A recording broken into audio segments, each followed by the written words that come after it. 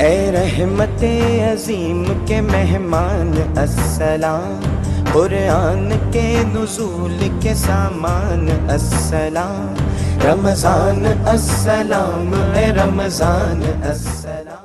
اللهم صل على محمد وعلى آل محمد كما صليت على إبراهيم وعلى آل إبراهيم إنك حميد مجيد۔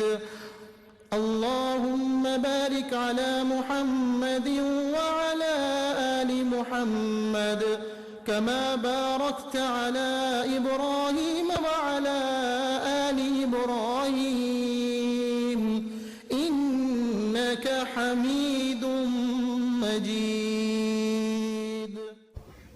بسم اللہ الرحمن الرحیم۔ السلام علیکم۔ میرے چینل نینا جیمز میں آپ سب کو بہت خوش آمدید۔ اللہ رب العزت کی حمد و ثنا اور اس کے محبوب سردار دو جہاں حضرت محمد مصطفیٰ صلی اللہ علیہ وآلہ وسلم پر درود و سلام کے بعد میں آپ کی خدمت میں رمضان کے 18ویں روزے کے وظائف لے کر حاضر ہوئی ہوں۔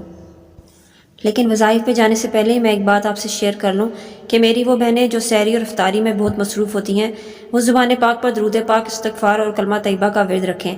افطاری پر کہیں جانا ہو تو عشاء کے بعد سارے دن کی تسبیحات اکٹھی بھی پڑھی جا سکتی ہیں۔ دین میں کوئی سختی نہیں ہے، بس صرف ادائیگی اور ہمیشگی رہنی چاہیے۔ اب چلتے ہیں اپنے وظائف کی طرف۔ 18واں روزہ، بعد نماز فجر سورہ توبہ کی آخری 2 آیات 21 مرتبہ پڑھیں۔ بسم اللہ الرحمن الرحیم۔ لقد جاءکم رسول من انفسکم عزیز علیہ ما عنتم حریص علیکم بالمؤمنین رؤوف الرحیم فإن تولوا فقل حسبی اللہ لا الہ الا هو علیہ توکلت وہو رب العرش العظیم۔ بعد نماز ظہر سورہ جمعہ کی یہ آیت نمبر 4 40 مرتبہ پڑھیں۔ ذالک فضل اللہ یؤتیہ من یشاء واللہ ذو الفضل العظیم۔ بعد نماز عصر سورہ طلاق کی یہ آیت نمبر 3 25 مرتبہ پڑھیں۔ وَيَرْزُقُهُ مِنْ حَيْثُ لَا يَحْتَسِبُ وَمَن يَتَوَكَّلْ عَلَى اللَّهِ فَهُوَ حَسْبُهُ إِنَّ اللَّهَ بَالِغُ أَمْرِهِ قَدْ جَعَلَ اللَّهُ لِكُلِّ شَيْءٍ قَدْرًا۔ فائدہ، اس دعا کے پڑھنے والے کو اللہ تعالیٰ توکل عطا فرماتے ہیں اور ایسی جگہ سے رزق عطا فرماتے ہیں جہاں سے اسے وہم و گمان بھی نہ ہو۔